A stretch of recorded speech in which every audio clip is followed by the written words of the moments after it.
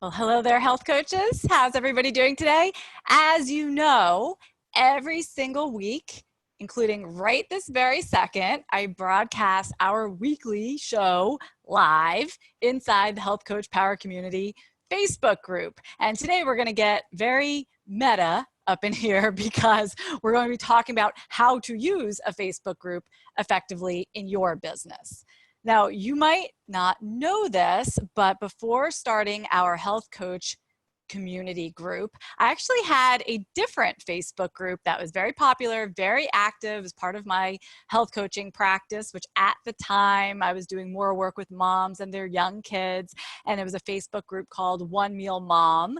And it was fabulous. And I used a lot of the same techniques here that I learned from running that group and helping that group grow to large proportions, a lot of new faces, total strangers joining the group.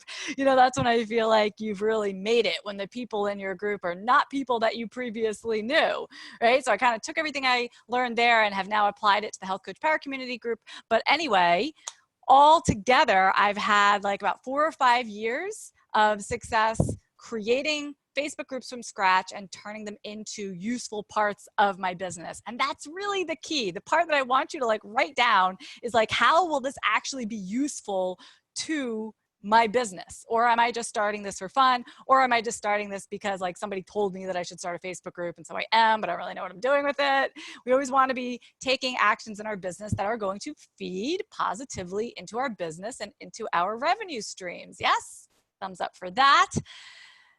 Thing is, today I have a short period of time with you guys. Obviously, in these episodes, I want to create a whole masterclass around this topic because I feel like I have learned so much over the past 5 years, so many weird little details that you never would have even thought about when you're just starting a group from scratch. So I want to teach you guys soup to nuts, how to start a group, how to keep spammers out, how to position your group, how to build your mailing list from it, and ultimately increase your earnings, how to really use it as an effective marketing tool.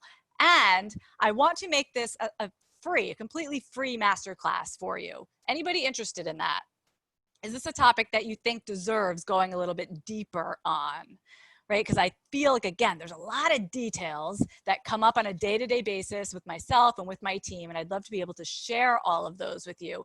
So I'm thinking that a class like this would probably be an hour or two long, chock full of useful information, and I'll show you exactly how to get your group set up just based on these years of experience that I've had running groups. So if you're interested, here's the thing. Inside the Health Coach Power Community Facebook group right now, we're just over 9,000 members, which is so exciting. And as more coaches in our community join, I think it's just better. It's just better now when we have 9,000 versus when we had 5,000 or when we had 2,000, because it's more voices asking the hard questions, raising more concerns, giving their input to everybody. It's just it's a richer community because of all you guys being here. So thank you. And it's a place that my team and we work really hard to keep it a safe space. You may not notice this. Sometimes you'll notice it. A lot of it happens behind the scenes, but we do a lot of work to keep this a safe space because we kick people out all the time, every day. People who are being rude, people who are out of line. You know how people can get like that inside Facebook groups? Not in my Facebook group. We kick people out who are here, who are sneaking the back door and they're trying to market themselves to you left and right. We don't allow any of that. So we really like having quality members in our group. So anyway, if you guys can help us get to 10,000 quality members by July 31st, I'm going to create that free Facebook group masterclass for you, for everybody in the group. We are just going to broadcast it live. It will be for everybody, one big fat thank you. Thank you. And it should be pretty easy. If all of you invited just one health coach friend to join the group, we will easily go past the 10,000 mark. So here's what I want you to do. First of all, if you're listening to this via podcast or YouTube and you're not part of our Facebook community, come on, join us. It's healthcoachpowercommunity.com. You just request to join, and then you have to answer 3 questions, and then we'll let you in. If you are already a member of the group, like those of you that are here with me live right now, Here's what I don't want you to do. Don't just start adding friends. There's like that little thing in the sidebar where you can just start typing in your friends' names and adding them willy-nilly. Don't do that. It's spammy. They won't like it. It doesn't make for a quality member anyway because they didn't choose to be here. So please do not just add friends, but please do share that same URL with your health coach friends. Again, it's healthcoachpowercommunity.com. That will bring them to this group page where they can request to join. Anyway, thank you. I'm so excited about this. Looking forward to putting together that free masterclass for you. We just did a masterclass. Was that last week? I think it was last week. So those of you who participated in that masterclass know, like, I'm going to get into all the nitty-gritty details and map it out for you. It's going to be great. I just need your help making it happen. So thank you for pitching in. I really appreciate you guys. But for today, what I want to do is talk about, like, basically what makes a Facebook group useful for you, worth your time, what makes it a great marketing tool specifically for a health coach versus like just another shiny object, just another thing that you can spend like a gabillion hours on and never see a return on your investment. So if you're here live, and I know a bunch of you are, please ask your questions in the comments. I know when I announced this topic a couple days ago, many of you were like, yes, I am starting a Facebook group. I want to start a Facebook group. This is coming at the right time. So tell me what is coming up for you when you think about starting your Facebook group so that I can respond to you. I think that by far the most important aspect of starting a Facebook group for a health coaching business, and remember, we are talking about a group that you create to market yourself. I'm not talking about a group that you create for your current clients so much, or for people who have purchased your course or things like that, right? These people have already paid you. Sometimes we have Facebook groups, communities that go along with our services. Not talking about that. We are talking about marketing ourselves for people who have not yet paid us, okay? We're trying to build our audience, expand our reach. So I think it's very important when we're talking about that kind of group to create a group that exists for a very clear reason. Like, what is somebody going to get by joining this group? What is the promise of the group? What is the premise, right? Another way to think about it is this group should exist to help a specific type of person solve a specific problem. And that's very different than what I think most of us kind of come up with off the top of our head, because you won't necessarily see the strategy behind some of the Facebook groups that you're a part of. You know, if you join a Facebook group, you're just like, oh, cool, these are people like me. Maybe, you know, I don't know, I have something in common with them. But if the person running the group has a strategy and they're actually using the group to like feed into their income stream, that's a whole other story. So trust me, it works better when you are the person behind the scenes and you know, I'm creating this group to help this particular kind of person. This is who I want to attract into my group. This is my target market. I'm targeting them. Get it? And I'm going to help them solve this big problem that they want to solve. Some groups are out there just for fun. It's true. We've got a group like in my town where everybody just kind of pisses and moans about politics. We got one for like my kids. Each class that they're in has their own Facebook group where everybody like talks about whatever PTA stuff. This is not that kind of group. This is the kind of group that is created to serve a marketing purpose, okay? So we're not just getting people together to have fun, although that would be nice if they had some fun. We're creating the group to actually create income ultimately for you, right? So that's sort of the difference between running a business and just running a Facebook group. I want you to start a group with this plan in mind, and you will be positioning yourself as an expert from the get-go, right? So whatever the problem is that your group aims to solve, you're the expert in solving that problem just because you own the group. Like, that's how people are going to view you, which can be really, really helpful, especially if you are a newer coach and you otherwise kind of feel like, I don't really think I'm an expert in anything. Suddenly you are, right? And new people join your group and they just assume that you're the go-to on this topic. So it's a beautiful way. It's almost like putting yourself on a stage. If you were doing some sort of public speaking, you know, same thing. As soon as somebody's up on a stage, you're like, oh, well, they must know what they're talking about. So this is a good way to position yourself as a leader. Okay, so let me see some questions that we have going on here. Samantha asked, how do you get non-friends to join? you got to make the group awesome. If the group is awesome, if the group is helping people reach a desired outcome, if it's giving people what they need and what they want and they're enjoying themselves, they start inviting people. That's what has happened in my groups. If you're giving enough value, and that's tricky. When I say give value, sometimes you think, well, I shared all about this, and I gave a tip about that, and I talked to them about this topic. But those all might be things that like you wanted to talk about, things that you thought were valuable. The key is really to like tune into your members. What do they want? What do they need? And then you can give it to them. It's very likely that they're going to tell their friend, like, you got to join this group. It happens all the time here in the Health Coach Power Community group. It happened in my other group as well. So I know this works, but it's so beautiful because when you have people inside a Facebook group, you don't actually have to guess. Like when you're just, we talked about sending emails in last week's episode. Not that you're gonna guess at what people want on your email list. You should also be listening to them. It's a little bit harder to know what they wanna hear about because they're on the other side of an email inbox, right? But in a Facebook group, oh my gosh, every darn day, all I got to do is glance through the list, you know, of questions and comments that have come in. And I'm like, well, this is what everybody wants to talk about. I mean, every week I do this show based on the questions that you guys ask. So I never have to guess or like dream things up for you guys. You tell me, and then my job is to deliver. So anyway, if you can do that for your group, if you can really listen to what they're saying, listen to what they complain about, and then help them with that, that's going to be the value that they need to start sharing your group with others. And I think that's like the #1 way of getting new members in there. Certainly there are other ways to do it.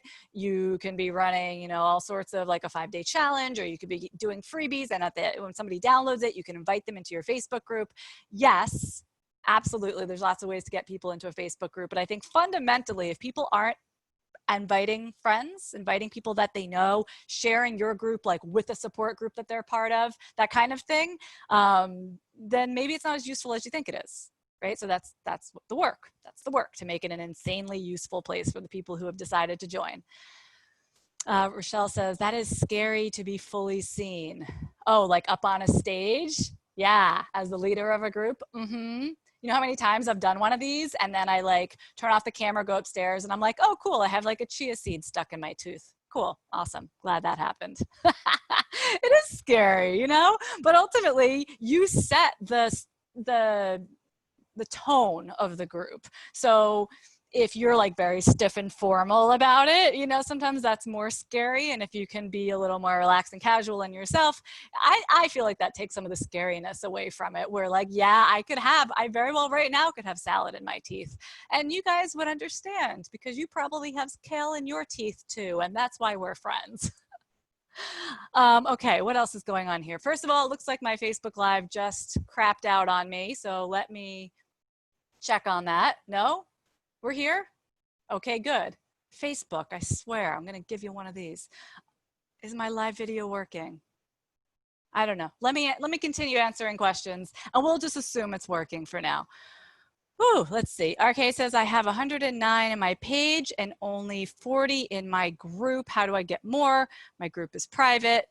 How I first made it and I can't change it. So you definitely want a group set in a way that people can find it and request to join. If they can't find it, they can't request to join, and then you're dead in the water, right? So I think you should be able to change back and forth. I'm not positive because Facebook is always changing things like that. And I still don't know if my live video is working. So just give me a second while I double check to make sure we are still broadcasting. This happens all the time. Okay, no, it looks like, are we? You guys, am I here? Can you still see me? What a pain in the neck, Facebook. All right, I'm gonna answer another question here. Mark says, I have about 500 people in my group, but probably only a few dozen or so engaged members. I'm looking to increase engagement for more members and or attract more members who will be more active. Great, we're gonna hit that right away. So let's talk about it. First and foremost, you want to make sure that you create a group that perfectly positions members to want to hire you This also goes back to knowing your target market, and we want to position them to also engage. We want to give them something to engage around. So here is an example. No, I wish I could tell if I am broadcasting right now. I think it said that I got interrupted. Ah, you guys. Sorry. Here's an example of a Facebook group that would probably fall flat. Nobody's going to engage. Mark, I'm not saying this is what's going on with you. I'm just saying this would be an example of something that's not going to get new members joining, not going to have engagement. If I started a group and I called it like Healthy Living, Happy Life, something like that. It's kind of like, what's that? Who's that for? Why would I join it? It's way too vague, and there are probably a million Facebook groups like that already. But let's say I started a group called Solving Stubborn Hashimoto's Weight. That is a whole different story. Now that is a group that's aimed only at people, and probably women, who have Hashimoto's disease. They have a diagnosis and they're having trouble with stubborn weight. So the goal of the group would be help this type of woman lose weight. And if you are really talking about that pain point that she has, it's likely that she's going to ask questions. She's going to engage with you. You're going to post a recipe. She's going to try it. You know, you're going to get that interaction. Versus if the group is kind of more vague and she's not really sure why she's there. Honestly, that is the problem that I see most often. People might be part of your group, but they kind of don't know why. They don't really know what they would be posting about or why they should share anything. So it really comes back to this positioning. So when you are super targeted, like say you do the Solving Stubborn Hashimoto's Weight, I know who's going to join. I know what their problem is. And every day that I run this group, I'm going to get an amazing amount, like we talked about, of market research to better understand my prospective clients' needs. And I'm going to learn exactly how to serve them. It's amazing, even if you're a brand new coach. So what you do not want to do, again, Mark, I'm not saying this is you, but you do not want to create a group that is kind of pointless, right? And you also don't want to be in there every day. You want to be careful about what you're posting, because you're posting things that are obviously promotional time and time again. Hey, sign up to become a client. Click here to learn about my coaching programs. You know, click here, go to this sales page, go to that sales page. I'm selling you this, I'm selling you that. If that's the only thing you're ever posting about, they are also not going to engage. You have to think about the types of posts and like conversation starters that will really get them going. Otherwise, they kind of get annoyed and they leave. There are smarter ways to extend your services once your members get to know you. And I will definitely get into all of that during our masterclass. Okay, it does look like my live stream has stopped. So we are going to try again. Sorry, podcast listeners, you're getting it all today. Here's what I'm doing. I'm going to start the live stream all over again and see if it works, because we had a whole bunch of people here live and that is a damn shame. I should tell you guys about doing these live streams, because this is something I started doing in this Facebook group ages ago now. And it has been one of the things that really creates a lot of engagement. Of course, it helps when Facebook's working. Let's try this again. Take 2. All right, I'm gonna hit go live again over on Facebook. But yes, doing lives inside your Facebook group is one method of creating more engagement, of course, because like you showing up and being here live in real time, there's something very engaging about that versus pre-recording a video and uploading it. Less engagement is going to happen around this. Okay, so sorry for any of you who are on the other live stream. That got broken for some reason. So we are back over here. And I was just talking about how we have to create a very specific type of group that is attracting a certain type of person. And my example was a group called something like Healthy Living, Happy Life is going to do nothing for you. No one's going to engage with that. Very few people will join. They will have nothing to say. It's too vague. But if you start a group called Solving Stubborn Hashimoto's Weight, that's a group that you're more likely to get engagement with. Just to catch y'all up, so if you missed that part, I'm not sure exactly where the live stream cut out. Okay, next. The success of your group is a lot like the success of a party that you're hosting. Like, you need to be a great host. That's really what it boils down to. So put on your sassy pants and get out there, because if you're boring, if you're not creating conversation in the beginning, if you're not making people feel welcome and feel like they can be themselves, then yeah, conversation is going to be a little bit stilted. Like, you know, when somebody comes into your house, you're having a party, and like, especially if they're one of the first ones there, you're like, oh my gosh, how are you? Like, let me show you. Oh, I think you'd really be interested in this, and you'd probably like to meet this person. And, you know, you're a hostess. Can I get you a drink? Can I get, you know, take your coat? Whatever. We need to do that for our group members if we want to host a successful party inside of our Facebook group. Like, that's how I think of it. People should feel welcome. They should feel seen. They should feel heard. And you want to show them something interesting, right? Just like you would in your house. Oh, I have a book I think you'd like. I've saved it for you. Or, you know, hey, we just got this, whatever, painting. I thought you might like it. Whatever you would do at a party, you kind of want to do that inside your group too. Except instead of showing someone around our house, this is where we might share a piece of content, something that you yourself have created, like your own blog post or your podcast episodes or something like that. But you can also share something that was in the New York Times or, you know, resources from elsewhere, but show people something interesting that is related to the purpose of the group, like to create a conversation around that.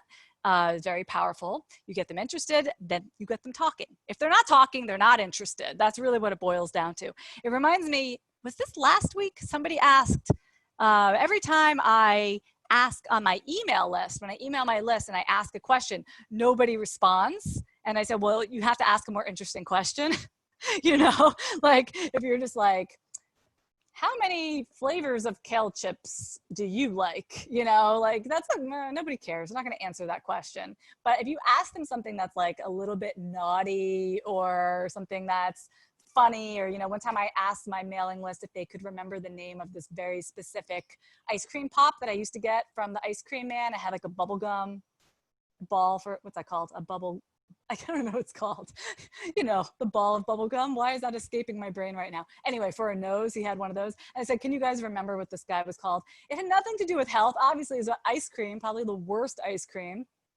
But it really gets people engaged. So if you can't engage them on like serious stuff, health stuff, nutrition stuff, don't be surprised, because it's kind of boring, you guys. Like it's only interesting to us. Try to get them to engage talking about like chocolate or talking about their favorite wine or talking about whatever it is that's going to really resonate with your audience. Start there to really get them interested and talking. So anyway, when you're a great party hostess, your audience is getting to know you. You also want to help them get to know each other, so you can introduce members to each other, tag somebody if you think they would have a good answer to somebody else's question. And this involves like you really have to know your members. So we create this inviting atmosphere, and then we are constantly engaging with our people. These days, inside the Health Coach Power community, because we have so many members, you see me in the group. But if you were a member like 5 years ago, you would have seen me even more. I was answering like every question. I was in there all the time. I had a new post every day. At a certain point, the group grows and takes on a life of its own. So it kind of goes in phases, but it doesn't start that way. It starts with a lot of work on your end to like be a party dancer and get everybody going. So here are some other ways that you can do this. And Mark, I think this is going to help answer your question as well about, you know, increasing engagement. So we talked about sharing relevant or interesting information. Key is interesting. Seriously, the key is interesting. Don't share, even if it's even if you think like you think it's interesting, make sure that your audience thinks it's interesting before you post an article. And even if you have a blog post, I wouldn't just post your blog post. That comes across as so self-serving. But what I would do is wait for somebody to ask a question. And then if you have a blog post that's like a perfect answer to that question, you could say, oh, I wrote all about it here. And then they're going to be like, wow, Mark, aren't you the most useful party host of all time, right? So actually, that's how I come up with a lot of content, like, you know, for this podcast and for my other podcasts and for blog posts, is I just listen to my audience, the questions that you guys are answering. I then create content around that question is going to come up again. And the next time it comes up, boom, I'm going to have a whole episode to refer you to. So you got to think of it as like this symbiotic relationship between the content that you're creating and the questions that your audience is asking about. The other thing that you can do is start conversations around these topics that matter the most to your members. And you can do this in a very methodical way, especially in the beginning, I recommend that you actually like map this out for yourself. Monday, Tuesday, Wednesday, Thursday, Friday. Like on Monday, I'm going to post a recipe, and then maybe Tuesday I'm going to ask a question, and then Wednesday I'm going to do a poll. You could do it like that, or you could just ask a question every day, but they're going to be in different topics. Like Monday is going to be around, it depends on your group, obviously, but Monday is going to be around weight loss, and Tuesday is going to be around fashion, and whatever the topics are that your audience is interested in and is relevant to the group, right? So we used to do that here in this group. In fact, if you go way, way back in the photo archive, you'll still see them, the Monday through Wednesday, Monday, Tuesday, Wednesday, Thursday, Friday posts. And most of all, we got to keep it fun, right? So like if you can make jokes when you're answering people's questions or when you're engaging with people inside your group, they're going to have so much more fun and you're going to have so much more fun. So try not, like I said, to make it really stiff. Try to use your personality, joke around with your members, put something up that's kind of vulnerable. I remember earlier this year, I posted like a video of me dancing on New Year's Eve. And I was like, I don't really know how professional that is, but it was really fun. And, that got a lot of engagement because I think you guys could see like, we're here to have some fun. Hopefully that's what you're thinking. RK says, I'm not sure if my question was answered or not because the video cut out. I know the video cut out. You got to ask your question again. So finally, one last part that I definitely want to get to today because it is often overlooked. I don't want you to start a Facebook group unless you think about and have a plan in place for how you're going to move people from your Facebook group onto your mailing list. Because having a Facebook group itself is only going to get you so far.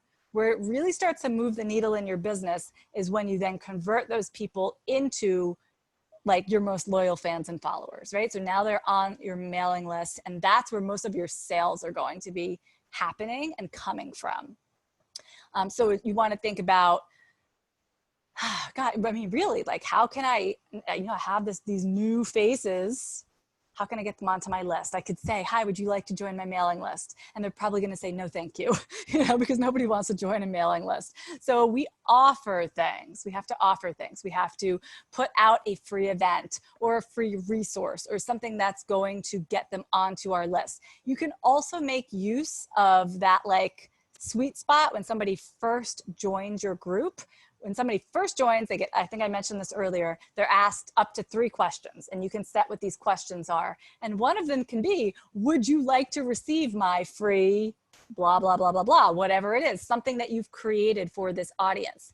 If it's valuable enough, people are going to say yes, and you're going to be able to collect their email address. We do this all the time, and we're always adding new names to our list. Like as soon as somebody joins the group, as soon as someone joins your group, you can invite them onto your mailing list. So you could make use of those 3 questions. Other ways that you can start to convert people from your Facebook group to your mailing list, like Mark's saying, a 5-day challenge. Yes, that's perfect. But another way is to share client stories and anecdotes. Again, not in like a cheesy way, not like in a, hey guys, today I want to tell you about this wonderful success that my client who's 46 years old and lives in Iowa, like, no, nobody cares. But if someone's like asking a question about something, you can say, oh yeah, my client really found success when she did XYZ.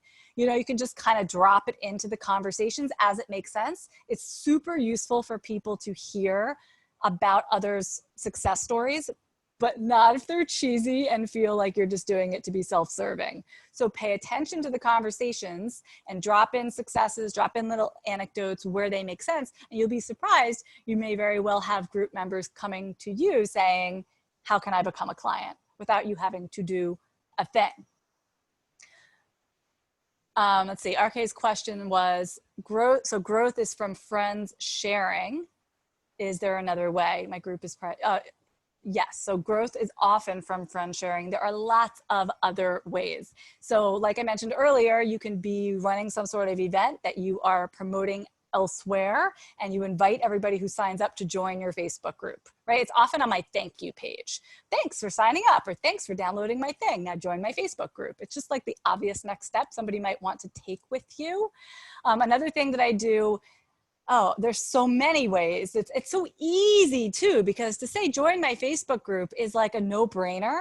You're not asking for an email address. Like if you just meet someone, even people just email all the time and they'll be asking questions about like, hey, I'm a health coach, Michelle, can you help me? No, I can't. There's only 24 hours in the day and I'm very, very busy.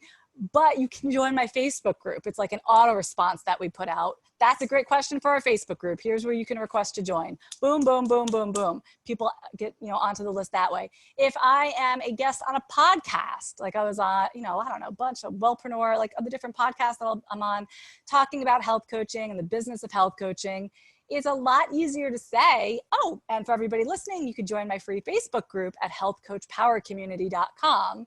than it is to say like, and you could join my mailing list, right? You can do either of those, but I find it's like an easy yes for people to join a Facebook group because they don't even have to give an email address. They're just saying, yeah, sure, I'll join a group. No big deal. So there's so many ways to do that. And again, if we can get to 10,000 members in this group, I will formally write up all the different ways that we promote this community so that you can see all the different ways that you can add to yours without even spending a dime on Facebook ads. I mean, that's another way to do it, but never my recommended nor my go-to method of adding new members to our Facebook group.